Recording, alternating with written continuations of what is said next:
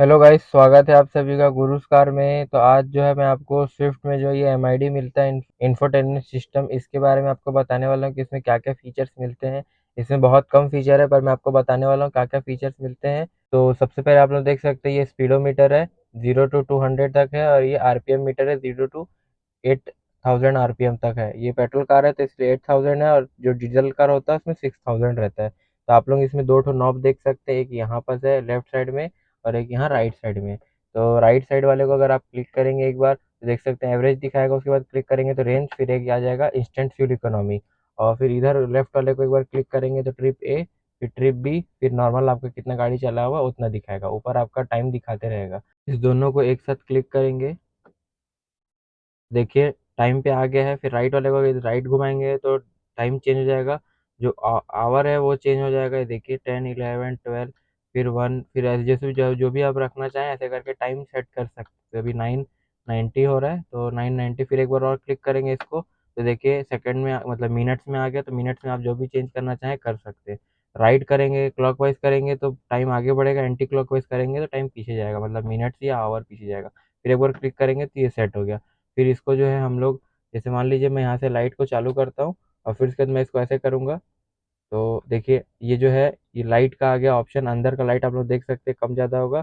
इसको मैं ब्राइटनेस है ये कम कम, ये देखिए ये कम होते जा रहा है। फिर इसको ज़्यादा बढ़ाते जाऊँगा तो ये बढ़ते जाएगा। फिर इसको ऐसे ऑफ कर दूंगा तो देखिए वापस हो गया। फिर इसको ऑन करके तब जो लाइट से देख सकते हैं यहाँ पर डीआरएल दिख रहा होगा आपको, मैं ऑफ कर दिया।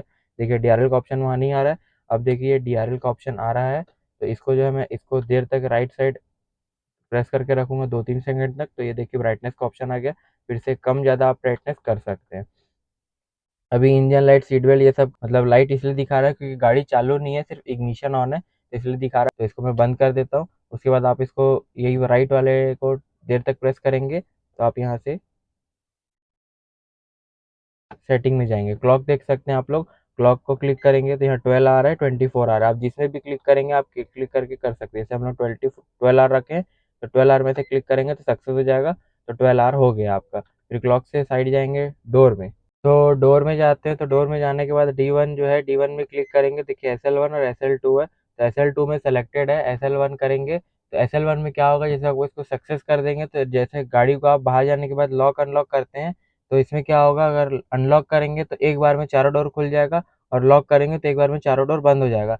पर SL2 में ऐसा होता है कि एक बार में सिर्फ, मतलब SL2 में जैसे अगर आप गाड़ी को लॉक करेंगे तो पूरा चारों डोर लॉक हो जाएगा, पर अनलॉक करेंगे तो ड्राइवर डोर अनलॉक होगा, बाकी डोर अनलॉक नहीं होगा। दूसरी बार फिर अनलॉक करेंगे तब चारों डोर अनलॉक होगा।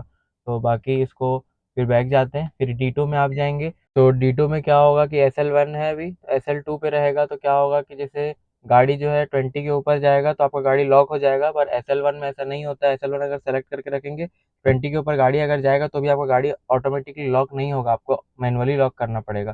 तो SL2 में क्या होता है, ऑटोमेटिकली लॉक हो जाता है 20 के ऊपर जैसी स्पीड जाता है गाड़ी का। तो बाकी इधर बैक जाएंगे तो D3 है, D3 में क्या होगा कि SL1 है और SL2 है। तो SL2 में क्या है, जैसे कि आप अनलॉक करेंगे तो जैसे ये गाड़ी को यहाँ से अनलॉक करेंगे तो ये देखिए एक बार में जो है चारों डोर अनलॉक हो गया। ये देख सकते हैं चारों डोर लॉक अनलॉक एक बार में हो रहा है। और अगर इसको SL1 कर देंगे तो SL1 में क्या होगा कि आप इसको अनलॉक करेंगे तो सिर्फ ड्राइवर डोर अनलॉक होगा, बाकी डोर लॉक रहेगा। बाकी इधर बैक चलते हैं। बैक जाने के बाद D5 आ गया, और इसमें D4 नहीं आता है, D5 ही आता है। तो D5 में क्लिक करेंगे तो देखिए SL1 है और SL2 है। तो जैसे SL1 पे अगर आप क्लिक करेंगे तो SL1 पे जैसे ऑटोमेटिकली है, तो SL1 में क्या होगा कि आप जब गाड़ी को लॉक करेंगे तो बीप करेगा, और SL2 में क्या है, गाड़ी बीप नहीं करेगा।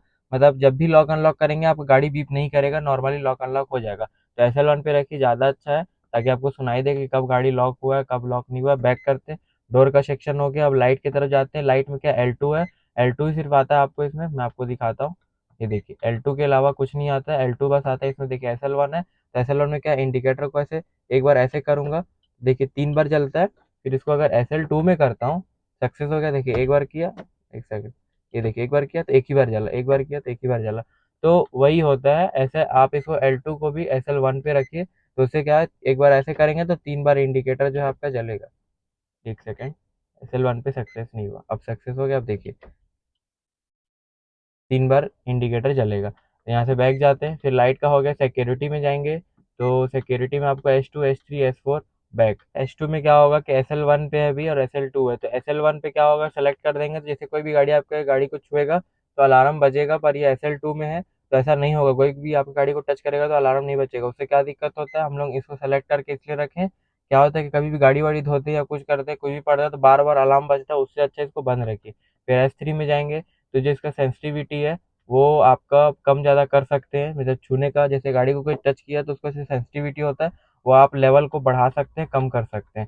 फिर बाकी यहाँ हम लोग इसको 0 पे रखते हैं पूरा,